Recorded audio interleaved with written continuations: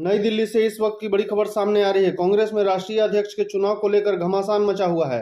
कांग्रेस के वरिष्ठ नेता शशि थरूर ने पार्टी के केंद्रीय चुनाव प्राधिकरण के प्रमुख मधुसूदन मिस्त्री को पत्र लिखकर उनसे अखिल भारतीय कांग्रेस समिति के अध्यक्ष पद के आगामी चुनाव के लिए मतदाता सूची प्रकाशित करने की मांग की थी। सूत्रों ने शुक्रवार को यह जानकारी दी है। ऐसी खबर है कि असम के सांसद प्रद्युत बोरदोलोई ने भी मधुसूदन मिस्त्री को पत्र लिखकर मतदाता सूची सार्वजनिक करने की मांग की है। उन्होंने ऐसे समय में पत्र लिखे हैं जब मतदाता सूची सार्वजनिक करने की मांग दिन प्रतिदिन जोर पकड़ती जा रही है और पार्टी के अंदर इस पर बहुत तेज हो गई है। सूत्रों से मिली जानकारी के मुताबिक अध्यक्ष पद का चुनाव लड़ने पर विचार कर रहे थरूर ने मधुसूदन मिस्त्री को पत्र लिखा और मतदाता सूची प्रकाशित करने की मांग की। चुनाव के लिए नामांकन प्रक्रिया में 10 प्रस्तावक शामिल हैं जो प्रदेश कांग्रेस समिति के प्रतिनिधि होंगे। सूत्रों ने बताया कि कांग्रेस का वरिष्ठ नेता ने कहा कि इन प्रतिनिधियों के बारे में जानना महत्वपूर्ण है, क्योंकि अगर उनका नाम अंतिम सूची में नहीं आता तो नामांकन पत्र खारिज हो सकता है। मनीष तिवारी, कीर्ति चिदम्बरम और थरूर ने बुधवार को भी पारदर्शिता सुनिश्चित करने के लिए मतदाता सूची सार्वजनिक करने की मांग की थी।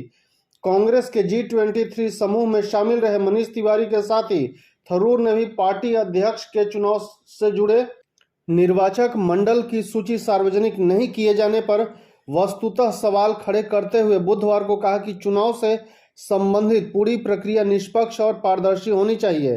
पार्टी के अध्यक्ष पद का चुनाव लड़ने का इरादा जता चुके शशि थरूर ने मनीष तिवारी से सहमति जताई और कहा कि हर किसी को यह जानना का अधिकार है कौन नामित कर सकता है तथा कौन मतदान कर सकता है।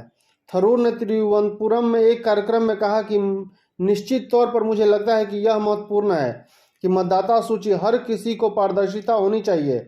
अगर मनीष तिवारी ने इसकी मांग की है तो मुझे यकीन है कि हर कोई इससे सहमत होगा। हर किसी को यह जानना चाहिए कि कौन नामित कर सकता है और कौन वोट कर सकता है, इसमें कुछ गलत नहीं है। बहरहाल मधुसूदन मिस्त्री ने कहा कि पार्टी के अध्यक्ष पद के चुनाव से जुड़ी पूरी प्रक्रिया निष्पक्ष, पारदर्शी और कांग्रेस के संविधान के मुताबिक है।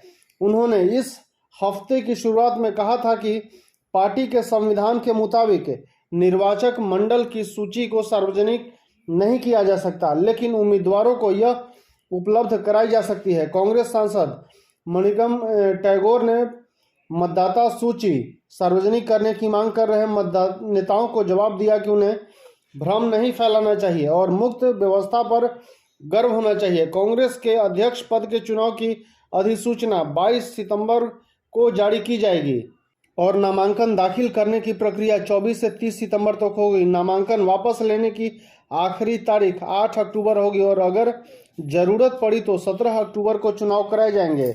नतीजों की घोषणा 19 अक्टूबर को की जाएगी। भाजपा नेता और मध्य प्रदेश के मंत्री ने इस पर अपनी प्रतिक्रिया दी है। उन्हें थरूर पर निशाना साधा है। धन्यवाद।